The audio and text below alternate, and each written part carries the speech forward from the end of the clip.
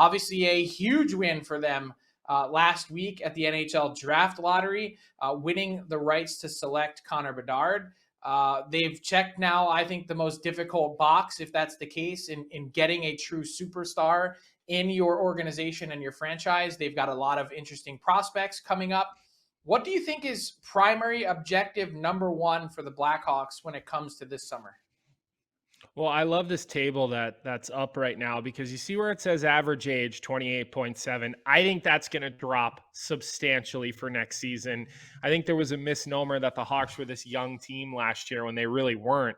Obviously, you land Connor Bedard, so you want to put some players around him, and everybody keeps talking about Domi and Athanasiou. Look, I think Athanasiou will get a nice contract offer to return to Chicago because I don't think he's going to get that money or close to that money anywhere else. Max Domi is another guy that really endeared himself to fans. He showed he can play anywhere in the lineup. He's a leader. He plays hard. I think he's going to be playing himself onto a good team for big money. I think he's had a great playoff, so I don't think he's going to be available. And I don't think Kyle Davidson's looking to do anything more than 1-year deals for players because I do believe that they're staying on track with this slow rebuild, taking their time. They don't want to rush things. They're going to see how some of their prospects come in.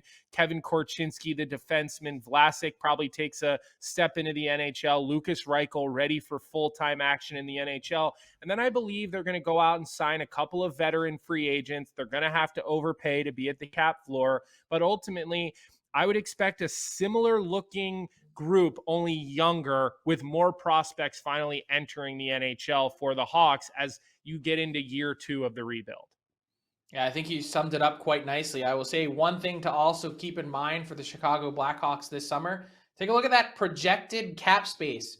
42 million bucks. Yeah, you need to fill out your roster a bit and sign guys to inexpensive short-term deals to maybe provide Connor Bedard with a little bit of support so he can step into the NHL and have success in his rookie year.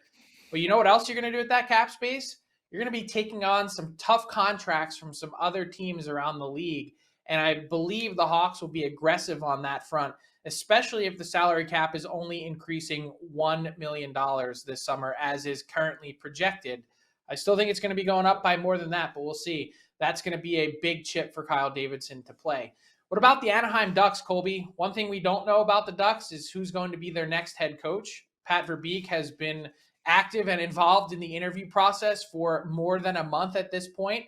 No real direction on that front, but the Ducks are a team that not all that dissimilar to the Hawks. I think the Hawks have gotten there a little bit more quickly in terms of the teardown process. They have a ton of guys, a ton of cap space, a ton of guys coming off the books.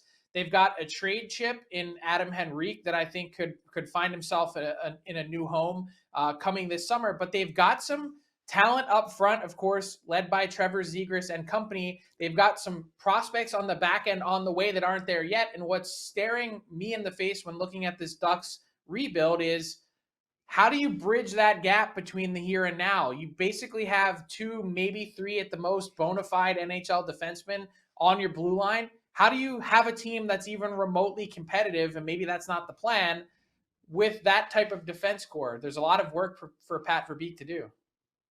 Yeah, look, they return 12 forwards next season, and that's counting the contracts that Zegras and Terry are going to get. They're going to get long-term contracts. Those two guys are going to get paid.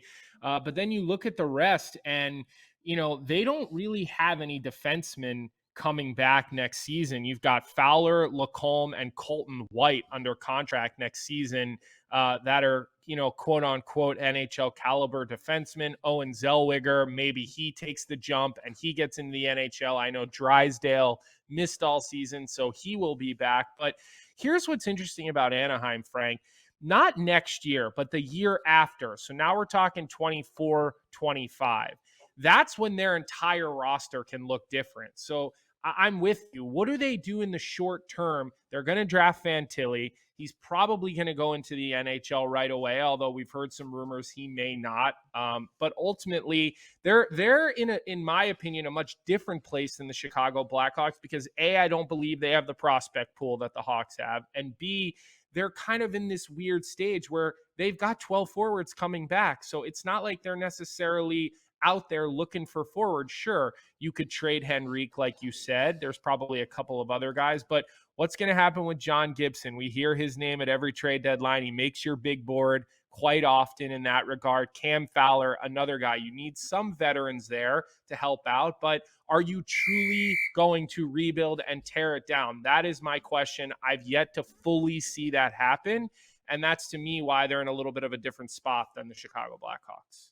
Yeah, I think that's their plan. I think it's been articulated. I think it's just a little bit more slow moving in terms of getting there. And when you have someone like John Gibson probably not exceeding expectations, but being in a spot where he makes that team most nights look a little bit better than they are, that hurts. Plus the sort of legacy deals that you had that Pat Verbeek has been trying to pry off of his salary cap, that's been part of it too. Some of those guys have just been immovable, and you needed to get to a point where the deals just expire. So Pat Verbeek, known for his scouting eye,